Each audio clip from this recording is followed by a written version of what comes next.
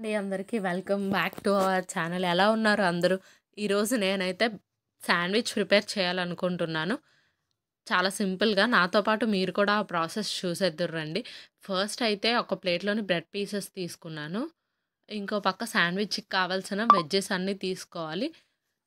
నేనైతే onion, tomato ఇంకా capsicum తీసుకుంటున్నాను. అవన్నీ రౌండ్ పీసెస్ కింద కట్ కట్ చేసి ఒక సైడ్‌కి పెట్టుకోవాలి.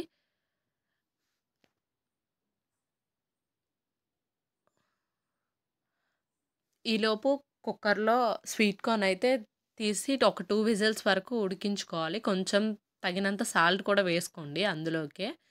ఒక 2 విజిల్స్ వచ్చినంత వరకు ఉడికించుకున్న తర్వాత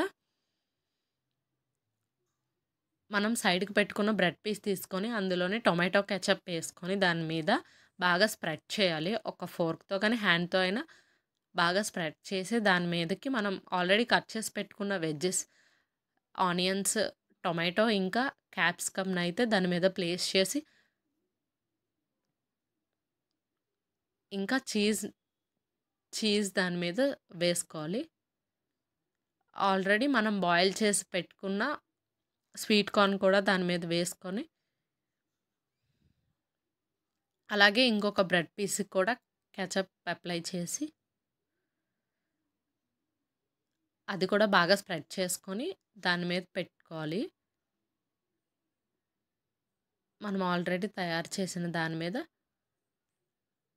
ఇంకో పీస్ బ్రెడ్ కూడా పెట్టుకొని ఓవెన్‌లో పెట్టుకోవడమే. నేనైతే 4-6 మినిట్స్ అలా ఓవెన్‌లో పెట్టుకున్నాను. అదే సేమ్ విధంగా ఇంకొకటి కూడా చేసుకొని 2 కలిపి ఓవెన్‌లో పెట్టుకున్నాను.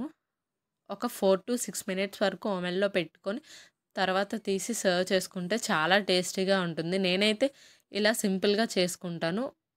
మీరెలా చేసుకుంటారో కామెంట్ చేయండి. చూసారు కదా!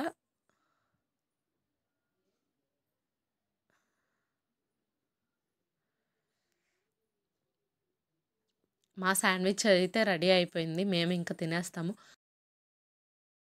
శాండ్విచ్‌ని ఎలా చేస్తారో కామెంట్ చేయండి. Thank you for watching.